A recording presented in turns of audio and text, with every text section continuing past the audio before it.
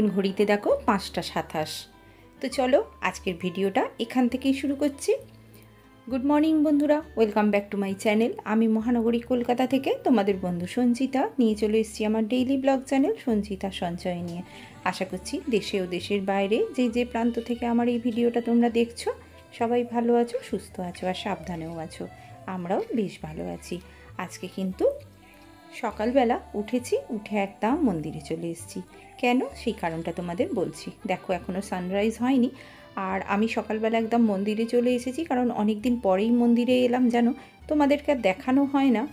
তা ভাবলাম আজকে একটু যেহেতু বিশেষ দিন, তাই জন্য আমি একটু মাকে সকালবেলা উঠেই প্রণাম করে যাই। কারণ তোমাদেরকে বলছি আজকে কী দিন, আজকে কিন্তু আমার মেয়ের জন্মদিন। তাই জন্য ভাবলাম সকালবেলা একটু মায়ের কাছে প্রণাম করে আসি আর মাকে জানিয়ে আসি। কারণ দেখো আমরা তো নিজেদের সন্তান বলি, কিন্তু কেউই কারোর সন্তান হয় না, কারণ আমরা জগৎজননীর সন্তান, সবাই এক জায়গায় থাকি।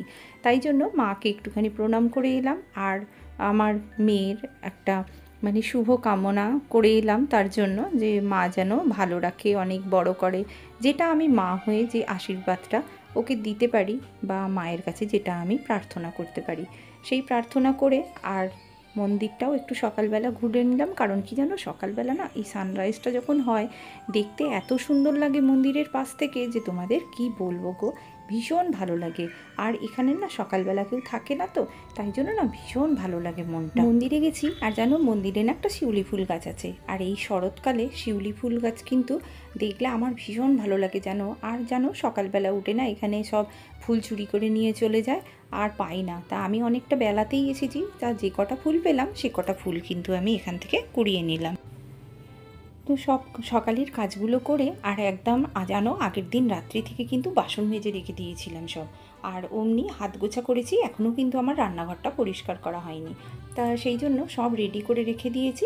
কারণ মেয়ের আজকে জন্মদিন, তাই জন্য আর এই রান্নাঘর গোছানোর কাজে লাগবো না। মোটামুটি সব ধুয়ে টুয়ে রেখে একদিকে করে রেখে দিয়েছি। দেখো কিরম অগোছালো রান্নাঘর, সেই অগোছালো রান্নাঘরেই কিন্তু আমার মেয়ের জন্মদিনের রান্না করলাম।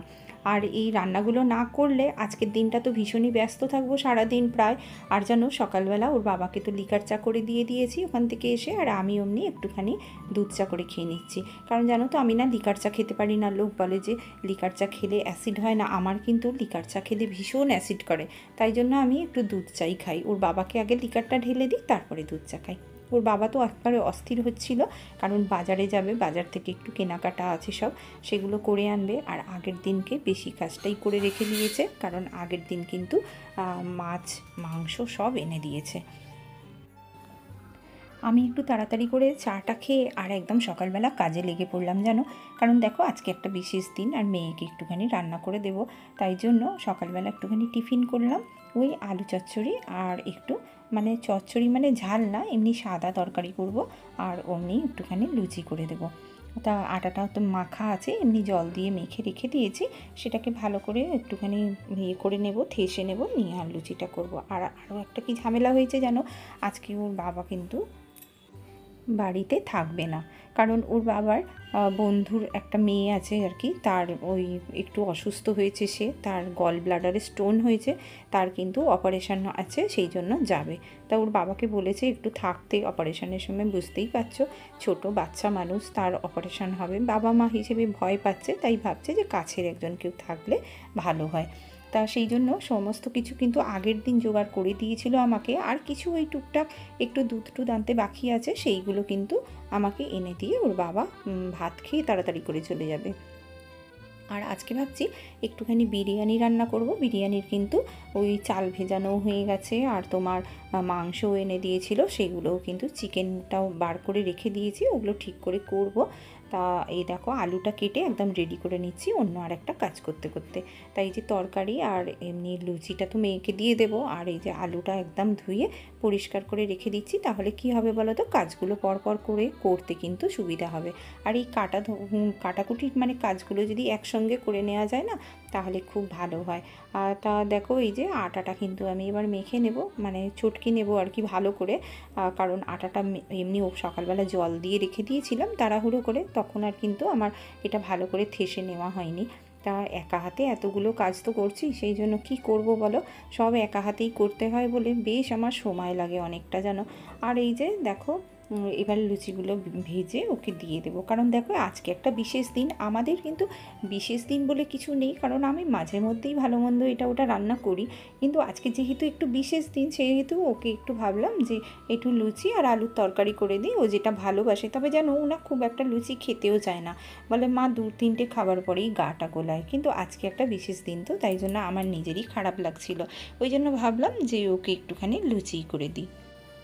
আর তার থেকেও যেটা বেশি জানো তো, লুচি কিন্তু খুব তাড়াতাড়ি ভাজা হয়ে যাবে, তাই জন্য আমি ভাবলাম যে লুচিটা কিন্তু করে দিলে আমারও সুবিধা হবে, কারণ সময়টা বেঁচে যাবে অনেকটা, কারণ আবার ভাতের হাঁড়ি বসাতে হবে, কারণ ওর বাবা ভাত খেয়েই যাবে। আর আমি ভাবছি বিরিয়ানিটা কিন্তু বিকালের জন্য করব, আর সকালবেলা ভাত করব, আর ওই 5 রকম ভাজাভুজি করে মেয়েকে দিয়ে দেব। আর ওই যে ভাজাভুজি করব যা করব সেটাই কিন্তু ওর বাবাকেও দিয়ে দেবো, ওর বাবারও তাহলে খেয়ে চলে যাবে তাড়াতাড়ি, কারণ ওর বাবা বলেছে 9টার মধ্যে আমাকে কিন্তু ভাত খেয়ে বেরোতে হবে। তা আমি সেইভাবেই কিন্তু প্রিপারেশান নিচ্ছি, কারণ দেখো প্রত্যেকটা কাজে যদি আগে থেকে একখানা মানে স্থির করে রাখা যায় বা রুটিন করে রাখা যায়, তাহলে দেখবে কাজগুলো কিন্তু অনেকটা সহজে করে নেওয়া যায়। আর তোমার দেখবে একার ওপর চাপও পড়ে না, একার ওপর চাপ পড়ে না, এই যে মানে মেন্টালি চাপ পড়ার কথা আমি বলছি, সেরকম কিন্তু কোনো চাপও পড়ে না। তা দেখো আমার তরকারি হয়ে গেছে, আর ও তো খিদেতে অস্থির করছে, বলছে মা খুব খিদে পাচ্ছে।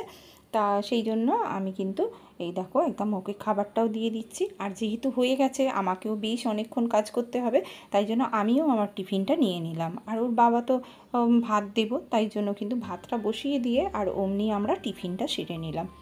আর তারপরে দেখো টিফিনটা সেরে এসেই সব ওই যে ভাজাভুজির কাটাকুটিগুলো সব করে নিয়েছি, আর ওই যে 5 রকম ভাজা করব বলে সব দেখো ভাজাগুলো করে নিয়েছি, আর ভাতটা 1 ফুট দিয়ে নাবিয়ে নিয়েছি। আর দেখো আমাকে আম এনে দিয়েছিল, আমটা কিন্তু গ্রেটারে কুচিয়ে রেখে দিয়েছি। আর গ্রেটারে এইরকম করে যদি আমের চাটনি করা যায় না, ভীষণ সুন্দর লাগে খেতে। এমনি তো ডুমো ডুমো করে করি, তা আমি ভাবলাম আজকে একটু জেলির মতো করব, তাই জন্য গ্রেটারে করে নিয়েছি। আর অমনি মাছ ভাজা খাবে, তা মেয়েকে বলেছিলাম যে ইলিশ মাছের সর্ষে করে দেবো কি, তা ও বললো না মা ইলিশ মাছের সর্ষে করতে হবে না, কারণ আমার ভাজাটা খেতে ভালো লাগে, আমাকে ভাজাই দাও। তাহলে আমার কাজ তো আরও সুবিধা হয়ে গেল। তা মাছ ভাজা, তেল আর ওই 5 রকম ভাজা, আর একটুখানি পায়েস করবো ভাবছি, ওর বাবা দুধটা এনে দিক তারপরে। আর ইতিমধ্যেই কিন্তু আমি সব রেডি করে কি করলাম যেন, স্নানটা সেরে চলে এসেছিলাম, আর ওই যে সমস্ত জোগাড় টোগাড় করে নিয়ে স্নানটা করে চলে এসেছিলাম। আর তারপরে ভাবলাম যে না, কারণ এই রান্নাঘরে তো আজকে অনেকটা টাইম থাকতে হবে, আর ওকে আমাকে গুছিয়ে দিতেও হবে। আর একটা ভালো হয়েছে যে আজকে যেহেতু ওর জন্মদিন, সেহেতু ও বললো যে মা আজকে তোমাকে পুজো করতে হবে না, আমি পুজো করে নেব। তা এটা আমার অনেকটা সুবিধা হয়েছে, কারণ ও কোনো বিশেষ দিন পড়লে ও কিন্তু সেই দিনটাতে কি করে বলো তো, নিজেই পুজো করে, ঠাকুরের কাছে প্রণাম করে, ঠাকুরের আশীর্বাদ নেয়, নিয়ে তারপরে কিন্তু দিনটা শুরু করে। তা আমার তো খুব সুবিধাই হয়েছে তার জন্য। আর ইতিমধ্যেই দেখো ওর বাবা দুধ এনে দিয়েছে, দুধটা কিন্তু আমি ফুটিয়ে নেব আর ওর পায়েসের জন্য, কারণ জানো জন্মদিনের পায়েস তো মাকে খেতে নেই, আমি একটুখানি চাল নিয়ে অমনি ওর মতনই করে দেবো। একটু বেশি দুধে অল্প ওই 2 মুঠোর মতো চাল নেব, নিয়ে ওর মতো করে দেবো, কারণ ও বিশেষ পায়েস খেতে ভালোবাসে না, আর আমরা তো খেতেই পারবো না, আমিও তো খাই না, ওর বাবা তো মিষ্টি খুব একটা খায় না, তাই জন্য। তা আমি ভাবলাম যে তাহলে পায়েসটা একদিকে বসিয়ে দিই, আর অমনি ভাজাভুজিগুলো একদিকে বসিয়ে দিই। আর আমার তো স্নান করে আমি তো চলেই এসেছি স্নানটা করে, তা এবারে আমি যতক্ষণই রান্নাঘরে থাকি না কেন ততক্ষণই আমার কিন্তু মানে কাজগুলো হয়ে যাবে। আর ওই যে বললাম ভাতটা কিন্তু আমি 1 ফুট দিয়ে নাবিয়ে রেখেছিলাম, ইতিমধ্যেই কিন্তু ভাতের ফ্যানটাও আমি গালিয়ে নিয়েছি, নিয়ে আর অমনি ওই একদিকে পায়েস আর একদিকে ওই ভাজাভুজিগুলো করছি। দুধটা গরম বসিয়ে দিয়েছি, আর অমনি পায়েসের জোগাড়গুলোও করে নিচ্ছি, একটু কিশমিশ বার করলাম, আর কাজু যেন একদম শেষ হয়ে গেছে। আর দেখো ওর বাবাকে কিন্তু ভাত দেবো বলে মেয়ের জন্য আগ ভাতটা তুলে রেখে দিলাম, কারণ ওর আজকে জন্মদিন তো সব আগো জিনিসগুলো আমি কিন্তু তুলে রেখেছি, সব যত ভাজাভুজি হয়েছে সব।